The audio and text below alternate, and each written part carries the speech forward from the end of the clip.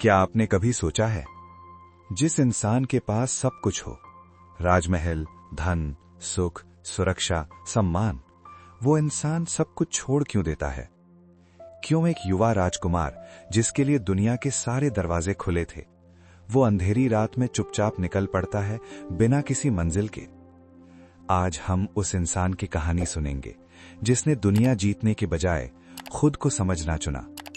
आज हम बात करेंगे उस संघर्ष की जो तलवारों से नहीं, खुद के मन से लड़ा गया। ये कहानी है महात्मा बुद्ध की, सत्य की खोज की, दुख के कारण की और मुक्ति के मार्ग की। महात्मा बुद्ध का जन्म 563 ईसा पूर्व लुम्बिनी, वर्तमान नेपाल में हुआ। उनका नाम था सिद्धार्थ गौतम। वे शाक्य वंश के राजकुमार थे। उनके पिता शुद्धोधन एक शक्तिशाली राजा थे। जन्म के समय ही भविष्यवाणी हुई कि ये बालक या तो महान सम्राट बनेगा या महान संत। राजा शुद्धोधन ने यह भविष्यवाणी सुनी और डर गए। उन्होंने ठान लिया, सिद्धार्थ को संसार के दुखों से दूर रखा जाएगा। सिद्धार्थ को महल के भीतर हर सुख दिया गया, सुंदर वस्त्र, संगीत, नृत्य, स्वादिष्ट भोजन, सुंदर उद्यान, सेवक सेविकाएं। पर एक चीज उनसे छीनी गई, दुख का दर्शन। राजा ने आदेश दिया कि मेरे पुत्र को बुढ़ापा, बीमारी, मृत्यु और दुख कभी न दिखे। लेकिन यूनिवर्स का नियम है, सत्य को रोका नहीं जा सकता। एक दिन सिद्धार्थ महल से बाहर निकले और उन्होंने 4 दृश्य देखे। पहला, बूढ़ा व्यक्ति जिसका शरीर कांप रहा था। सिद्धार्थ ने पूछा, ये क्या है? उत्तर मिला, ये बुढ़ापा है। दूसरा, बीमार व्यक्ति दर्द में करहाता हुआ। उत्तर मिला, ये बीमारी है। तीसरा, मृत शरीर, निर्जीव, शांत। उत्तर मिला, ये मृत्यु है। चौथा, सन्यासी, चेहरे पर शांति, कोई भय नहीं। यहीं से संघर्ष शुरू हुआ, बाहरी नहीं, आंतरिक। सिद्धार्थ के मन में एक प्रश्न गूंजने लगा कि अगर हर इंसान बूढ़ा होगा, बीमार होगा, मरेगा, तो फिर सुख का अर्थ क्या है? राजमहल अब उन्हें कैद लगने लगा, हंसी उन्हें खोखली लगने लगी, आभूषण बोझ लगने लगे। उन्होंने जाना, दुख सार्वभौमिक है।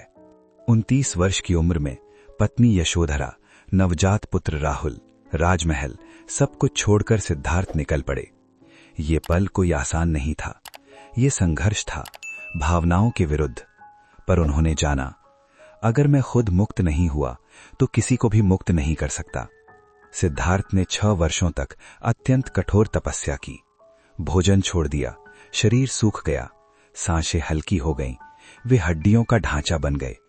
लेकिन एक दिन उन्हें एहसास हुआ कि अति तपस्या भी समाधान नहीं। यहीं जन्म हुआ मध्यम मार्ग का। बोधगया में पीपल के वृक्ष के नीचे उन्होंने संकल्प लिया कि जब तक सत्य नहीं मिलेगा मैं नहीं उठूंगा। ये संघर्ष बाहरी नहीं था, ये मन के साथ युद्ध था। भय, मोह, अहंकार, स्मृतियां, इच्छाएं सब सामने आए और अंततः सिद्धार्थ बुद्ध बन गए। 35 वर्ष की आयु में उन्हें बोधि यानी ज्ञान प्राप्त हुआ।